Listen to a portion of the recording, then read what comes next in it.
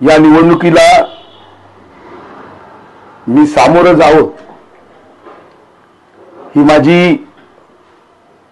व्यक्तिगत भूमिका नव्हती, पण ज्या पद्धतीनं जनतेमधनं जो आवाज एक निर्माण झाला, या शहरातील ग्रामीण भागातील जनता असेल, या शहरातील व्यापारी असतील, विविध क्षेत्रामधली जे सगळी जनता आहे, या जनतेनं सातत्यानं माझ्या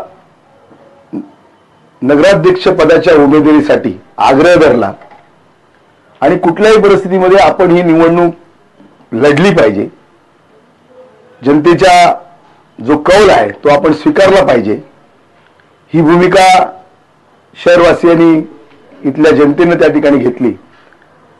आणि मग सातत्यानं हा आग्रह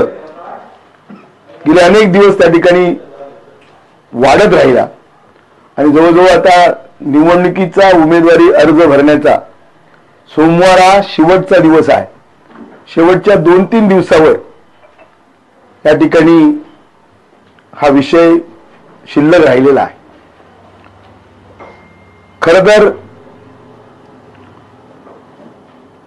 या शहरामध्ये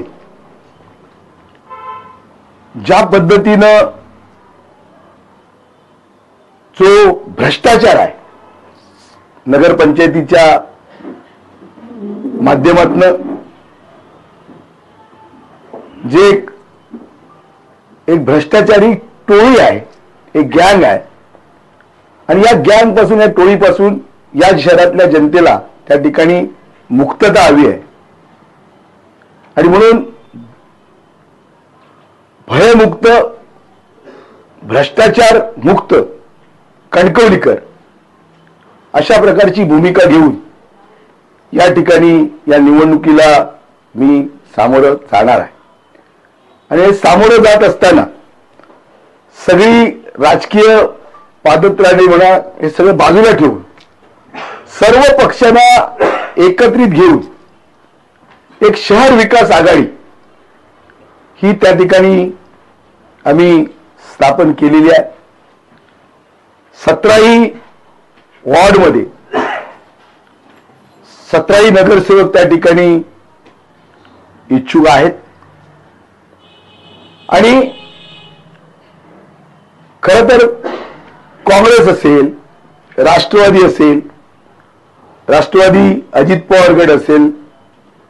शिवसेना शिंदे सेना असेल, भारतीय जनता पार्टी असेल, आरपीआय असेल, वंचित आघाडी असेल,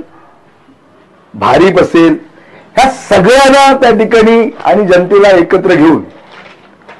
शहर विकास आघाडी करण्याचा माझा एक प्रामाणिक प्रयत्न या निमित्तानं आहे. सगळ्याच लोकांना मी या पत्रकार परिषदेच्या माध्यमातून आवाहन करतो की आपण या सगळ्या शहर विकास आघाडीला त्या ठिकाणी आपण पाठिंबा द्यावा आणि कुठेतरी या शहरातल्या परिवर्तनाला त्या ठिकाणी सज्ज व्हावं. मी मगाशी म्हटल्याप्रमाणे भयमुक्त आणि भ्रष्टाचार मुक्त कणकवलीकर हा या संपूर्ण आघाडीचा, शहर विकास आघाडीचा एक नारा आहे.